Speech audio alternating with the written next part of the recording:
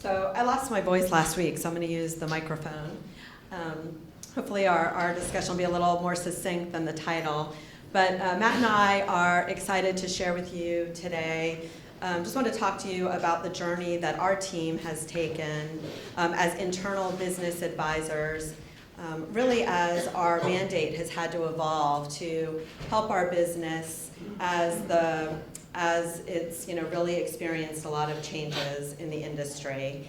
And to put those changes into context, I thought I'd just give a quick overview of our company, which is Turner Broadcasting. It bears the name of our founder, Ted Turner, who over 40 years ago really disrupted the television industry when he beamed a signal of his Atlanta TV station to a number of different cities via cable systems. And that really started the revolution of basic cable. And then fast forward that a few years, and he also launched CNN, which was the first 24-hour news channel. And then today, Turner continues as a leading content provider. We really provide fans really across the globe with branded content, so brands that include TNT, TBS, CNN, Cartoon Network, and many others. However, as I'll touch on in a moment, right, the disruptor is now being disrupted as we're seeing a lot of changes in the cable industry. And I won't belabor the point because I think we've talked a lot about disruption already today. I know Omar talked about it this morning. But obviously we're seeing changes across a number of industries, right? It's all driven by new business models that have appeared as a result of more advancements in technological changes. So obviously the auto industry is being disrupted. We have Tesla, Uber, et cetera. We have brick and mortar retail being disrupted by online retailers such as Amazon, and the hospitality industry being disrupted by new business models like Airbnb. So again, don't want to belabor the point because we've talked a lot about it today, but Turner's in a similar boat, right? So the growth in video consumption is really happening in mobile, so in Verizon's networks, and it's a lot harder for us to measure that consumption on mobile. We also have new platforms where people are consuming video, so Netflix, YouTube, et cetera. And then even in the traditional way that people watch TV, a lot of people are doing the time delayed, right, on their DVRs, and they're able to fast forward through our commercials, and that's where we make half our revenue. So we really do have a mandate for change, and that's our group. Our group, helps the business really rapidly adopt and respond to that change. And the other reason that we exist is related to this number. Does anybody know what that might represent?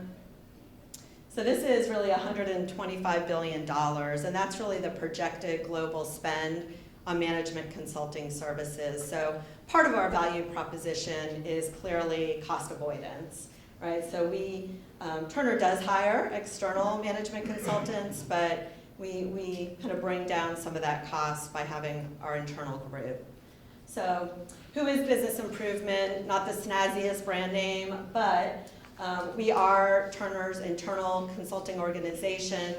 We really service all parts of the company. Our mission is to support the company in whatever their strategic priorities might be, as well as improving effectiveness and competitiveness.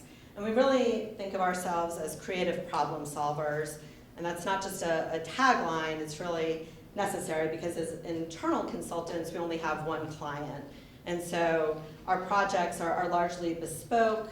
We typically have to come up with new approaches, new solutions to address the problem at hand. So I want to spend just a few minutes talking about how we deliver value to our clients. And we really approach our group with a consulting state of mind. So if we look at it across 3 dimensions, people, process, and technology. If we start with people, we look to bring people in who have that management consulting experience, who have those core advisory skills and that project methodology exposure that are critical to consulting. And then we bring them in and we train them on the media industry and then obviously the nuances of Turner's culture and operations. And then we also diversify by bringing people in as well who have either deep industry experience or company experience. And then once we have team members in the door, we continue to develop them. We've customized a competency model where we've identified some key consulting competencies as well as technical competencies such as program management, change management, et cetera. And we've identified target kind of performance scores, if you will, by role that we're looking for people to meet. And so each of our team members works with their performance manager to using that competency model to develop their kind of development plans. And then as one of those competencies I just want to call out is relationships, because again, because we are internal, relationships are critical. And so it's certainly an expectation of those coming into our group that they're building and maintaining those relationships across the company. So that's people. Moving on to process. We have developed a number of standard methodology toolkits. We utilize a number of the tools that were just mentioned, Six Sigma, design thinking, but we really try to take a best of breed approach. And I think that's probably because, as Matt will talk about in a minute, there's just so many different types of problems that we're asked to solve, and so we just have to find the right tool to address the problem.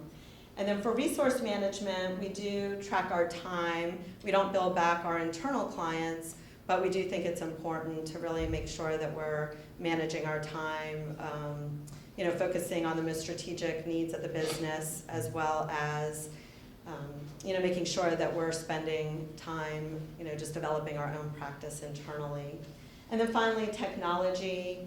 We have put technology in place to make sure that we're capturing, all our key deliverables, all of our lessons learned for each project in a consistent manner, just to drive that collaboration across a distributed team.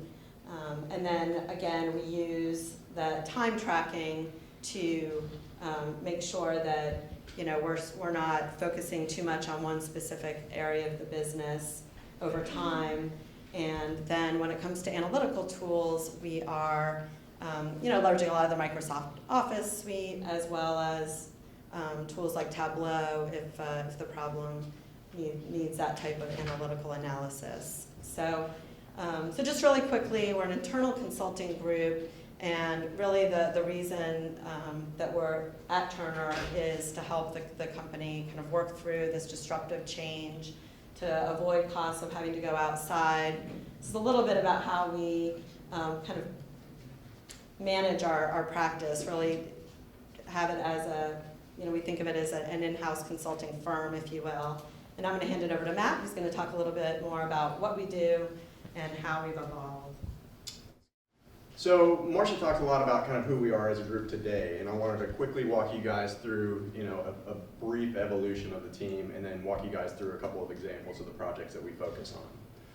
So we really started out as kind of a project management group within the company. We were focused on kind of cross-divisional projects for the company who really had a very, very siloed culture. So a lot of what we were doing was that coordination function across groups. And then as we continued to take on kind of bigger and more high-profile projects that were more strategically minded to the business, we had to embody this idea of executional excellence. And like Marsha mentioned, we only have one client. Turner is our only client, so we really have to kind of demonstrate the value that we're bringing to the company each and every project, and we really just have to get it right every time. And then as the company continued to grow and mature and reorganize, we began to get pulled in on acquisition, integrations, and divestitures, and kind of large-scale strategic reorganizations with the company. And I'll come back to those in just a minute to give you guys some examples. And then really our latest iteration is this strategic capability building. So like Marsha mentioned, disruption is kind of the new norm. Regardless of what industry you're in, disruption is kind of the common theme across all businesses. And so our management, our senior management, has really kind of thrown down the gauntlet to the company to transform from a set of traditional cable networks to a 21st century data-driven media company who puts the fan at the center of everything that we do. And part of what our job is to enable that strategy by the projects that we work on and focus on. So some examples of our work, and this is really just a snapshot, but to give you guys a flavor of what we do as internal consultants. So first up, business process design. Is anybody in here familiar with Filmstruck? Okay, so it's a very niche product. It's similar to Netflix, but it's like art house films, classic films, international films. And it's run by our Turner Classic Movies network. So they got the responsibility to run this 24/7 cable network, and then they were also starting this brand new product. And so they brought us in to really put together their operating model of how they were going to run Filmstruck alongside this 24/7 network. And then Turner Studios is basically our own in-house media agency. It's a pretty vast organization. They do anything from cutting promos, creating on-air promos, to running the studios where NBA on TNT is shot. They've got a live events team who does consumer-facing events like the March Madness fan events that go along with the Final Four that are attended by hundreds of thousands of people. So Studios is a huge, large organization, and they brought in a new GM a little over a year ago, and she came to us to kind of take a real nose-to-tail look at all of the different groups within our team to say, what could we be doing better? What could we be doing more efficiently? And so our focus was really looking at how they interacted with the teams within Turner Studios, and then how they interacted with all the different client groups that they serve throughout the company. And so we really just recommended a set of improvements that they're now acting upon. So next up, so this is, P2P is our project name for a procurement process and system that we're implementing. The system that we're implementing in is going to be a global procurement system. Basically in the past, kind of however you went out and purchased goods and services at Turner has basically been kind of the Wild West. So now we're putting some structure and a system on top of that, and we are pretty much the only group internally who is positioned and kind of has the broad knowledge of the company to be able to implement that kind of change. Next up, so acquisitions and new businesses, integrations. I'm sure some of you in here are involved in M&A. A lot of the time, kind of the deal side and the diligence side gets a lot more focused than the integration side. It's a lot sexier, kind of talking about the big deal that's looming on the horizon versus talking about integration strategy and what we're actually going to do post-close. And why this is important is iStream Planet is a company that we bought in 2015, and it's really non-traditional to kind of our core businesses. They're an online live streaming company. They streamed the last 2 Super Bowls, they streamed the last 2 Olympics, and part of the acquisition and integration strategy was to basically leave them as a standalone and continue to do business with our direct competitors, right? They wanted to continue to grow that business and be a revenue source for Turner, while at the same time serving our online streaming needs. And so it was really important for us to be able to take kind of the integration methodology that we've developed over time and make that a bespoke application to iStream Planet. So next up, so this is an example of a large-scale kind of program management. You guys, I'm sure some of you all are aware that Turner owns the broadcast rights for the NCAA men's basketball tournament, both television as well as online. If anybody in here watched any of the games on your computer or phone while you guys were at work last week, those products are March Madness Live. Anything that you're watching those games on and it's not television, it's March Madness Live. So in the first year of these products, in our first year of the deal with the NCAA, getting those products to market was pretty hairy. They kind of got there by the skin of their teeth. And our sports business brought in business improvement to really kind of do a post-mortem and make some recommendations in what they could do in subsequent years. And so as a result of that, they basically said, well, great, why don't you guys take an interim management position with those product teams and make sure that the recommendations that you're putting forth actually get implemented. And so they brought us in to do that for a year so that those recommendations got carried forward into the following years. And then next, we focus on, so this is one of our, kind of our newer service offerings is organizational design. So the first example is a split of finance and accounting in Latin America. So over the last couple of years, our accounting organization, it's a global organization now. All of the different regions, our international regions, as well as our domestic accounting group, trees up to one executive. And Latin America was the last remaining holdout to where they had a combined finance and accounting function. And they brought us in to split out those groups and make sure that the people who remained in the accounting organization rolled in kind of seamlessly into the global accounting group. And then Turner Insights is the last one. So, you know, like Marsha mentioned, disruption is huge. And so this was senior management bringing us in to look at all of the different groups in Turner who provide data and analysis and analytics that drive business decisions, right? We do that for programming decisions. We do that for marketing campaigns. We do that for consumer insights. You know, in the teams that were actually delivering these insights, they're very disparate across the company and they don't tree up to a single executive. And so they asked us to come in. He's testing the product. No worries. A little bit of disruption, we'll get through it, don't worry. And so they asked us to come in and kind of look at all these different insights and data that was being produced and how they were being delivered and figure out what could be done more efficiently. Because like Marsha said, you know, our goal is to be a data-driven company in everything that we do. And so they brought us in to figure out how they can enable that. So again, this is just a quick snapshot of a few of the projects that we've had on our plate in the recent history. So next, I just wanted to give you guys some kind of food for thought on evolving your teams. So first up is going back to that $125 billion pie that Marsha mentioned. You know, it goes a long way in showing what your company's piece of that pie is and what your teams are doing just simply for cost avoidance to bring value to your company. You know, putting some metrics around that and kind of touting that up goes a long way. Second on there is disruption. I'm not going to drone on about that. So about the people and the personnel in your team. So you got to think about, you know, is your team viewed as really trusted advisors to the business, and does top management really rely on your teams for, you know, those important insights into the business? If not, what's it going to take to bridge that gap to get there? Is it looking at, you know, just different training opportunities for the people on your teams?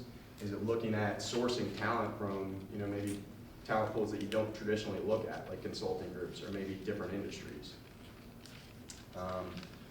And then the next one on here is, again, like Marsha mentioned, just cultivating those relationships with the executives. This is a huge one for us, and it doesn't happen overnight, right? It takes years to build that trust and to kind of groom those relationships. But, you know, as you continue to execute on projects and continue to bring success to the organization, you know, the word of mouth is just going to spread about how they're interacting with your groups. So this is really just about the processes that you use both to manage your teams internally and then to actually you know, manage your bodies of work. Just making sure that you have repeatable standard processes in place and that you're not kind of reinventing the wheel on every single project. And then last but not least, are utilizing technology and data effectively. So this first one is a big one for us. Do you have access to the data in your company to provide meaningful and actionable insights that top executives really covet? You know, more often than not, that's probably not financial data. That's probably already kind of set to where that's coming from. But it's operational data that maybe the executives haven't seen in a certain way, that you're kind of putting a new spin on or shedding a light in a different way. This is a big one for us, that we try and put data behind everything that we do. And then last but not least is just, are you employing tools and technology that's out there and available to you? You know, it might be as simple as just, you know, utilizing a SharePoint or collaboration tool to manage your teams, all the way to kind of the big data and analytics tools like Marsha mentioned. So I know we kind of flew through that and it's a lot to absorb, but really the purpose was to kind of walk you guys through what our team does as internal consultants and give you a flavor of some of the projects that we work on. we'd love to continue the conversation during the panel and the Q&A that we have later on.